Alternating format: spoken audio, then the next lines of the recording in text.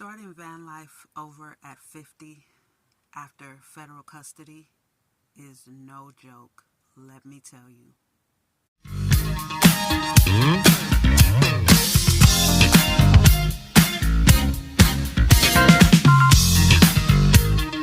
Hey friends, welcome back to the channel. If you've been following my journey for a while, then you know that van life has been a big part of my story for years. But since getting out of federal custody a couple of months ago, a lot has changed. Honestly, I've been hesitant on making videos because I didn't know where to start. I didn't know what to post or where to even put it all back together again. I've just been trying to figure myself out and put the pieces back together. But tonight, I just wanted to sit down with you guys. I'm in my pajamas. It is 10 o'clock at night. And I just want to open up with you guys. I want to be very crystal clear and real with y'all about what I'm going through, what I'm facing. If you're familiar with me at all, you know I say I'm not transparent. I'm crystal clear. I don't hide. I enjoy sharing my life openly and online and publicly. And so tonight I want to bring you guys behind the scenes in my world of where I'm at right now with rebuilding my life, my van life, my business, and myself physically, mentally, emotionally, spiritually after federal custody. Let's just get into it. Imagine hitting reset on your entire life at 50 years of age. Not just reset, like I've had to reset after getting divorced, but this reset after coming out of federal custody, this has been a whole new chapter in my life that nothing but this experience could have prepared me for. And because I'm going through it all like in real time for the first time, it's shocking. It's very shocking, and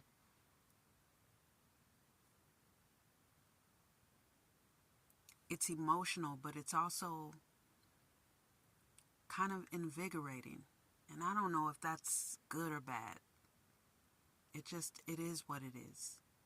I mean, I came out of federal custody with less than $300, and I didn't expect that. I didn't expect that I would have lost my YouTube monetization. I genuinely thought that I didn't expect a lot, but I did think that my videos would generate something.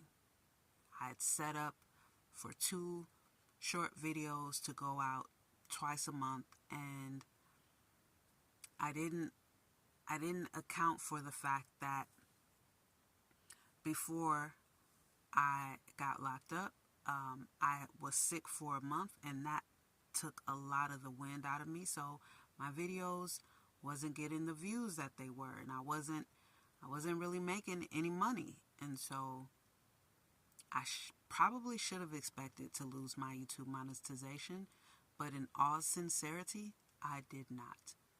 So when I got out and realized that I hadn't made any money in that 7 months that I was locked up, it hit me hard. And that's where I am right now. No financial backing, no relationship, no family, no outside financial support system. I'll put it like that. And because of that, I had to apply for California CalFresh, EBT, so that I could eat. And another honest, raw truth, that didn't even hit me until one of my girlfriends who I met through my social media, she asked me what I was going to eat, if I had any money to eat. And I said, damn, I hadn't even thought about that. I I don't know why I hadn't thought about that, but I hadn't thought about that. And so I had to apply for CalFresh because, damn, how am I going to eat? Like, I'm literally starting over from ground zero. So I had to apply for CalFresh. And along with that, I applied for their, I think it's called General Relief. That's their cash assistance. And that only lasts for 3 months. And so I did that. And one thing I will say that being a mobile dweller has taught me is how to preserve. So my main focus for the General Relief cash benefits was to launch my business, Host Mode Events.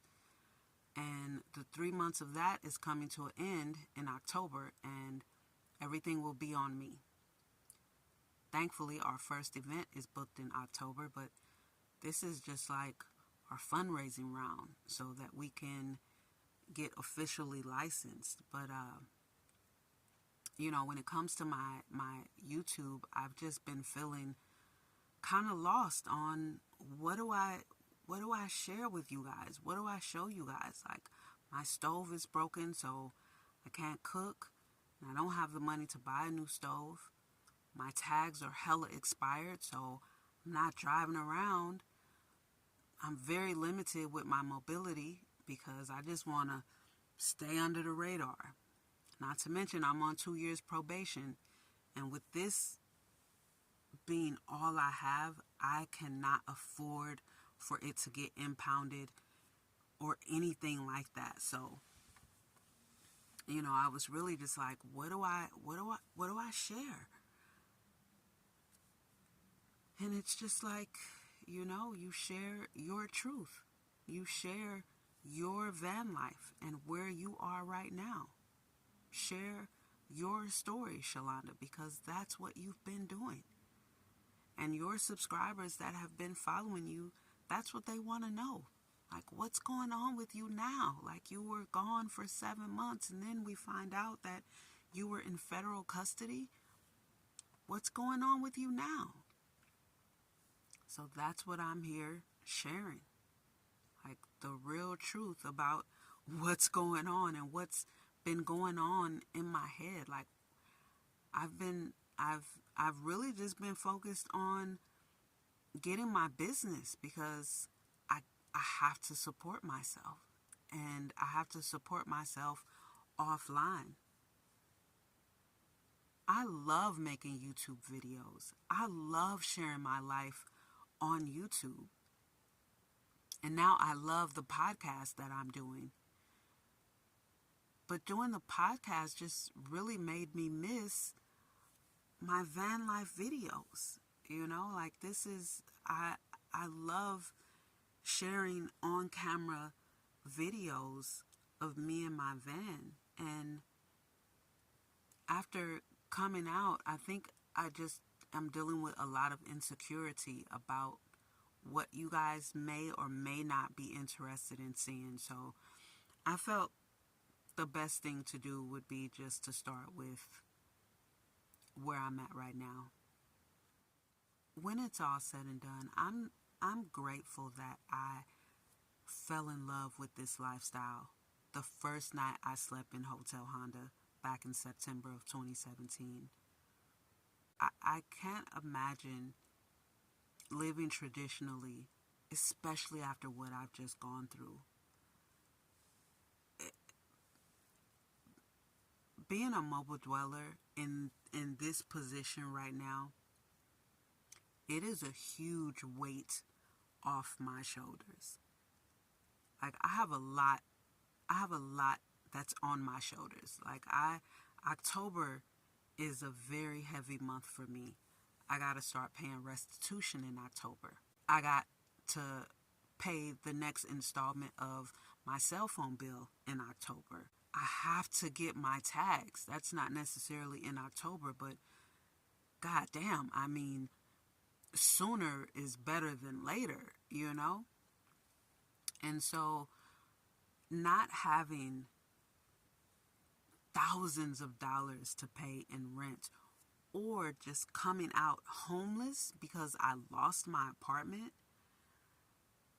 I can't even express how much of a relief that is. And again, being a nomad, that means I always live away from where my relatives are. I always am living in a state where I don't have any relatives. So my home being this tiny little space, this gave me so much comfort when I got out. And having my plants, I mean, I almost cried. I definitely had tears in my eyes when I got out.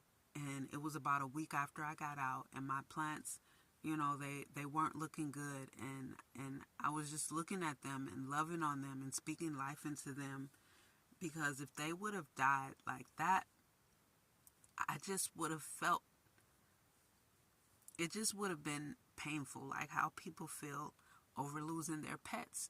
That's how I feel about my plants. And coming out of being locked up and having my van and having my plants, like,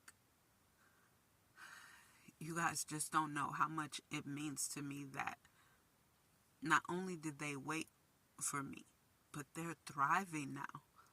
They're thriving. And, one of the things is I constantly speak life into every living thing in my vehicle. Because, like, not succeeding is not an option. It's just not an option for me. It's not an option for me to not be a successful business owner. That's absolutely not an option. And I refuse to entertain any thoughts of anything less than that.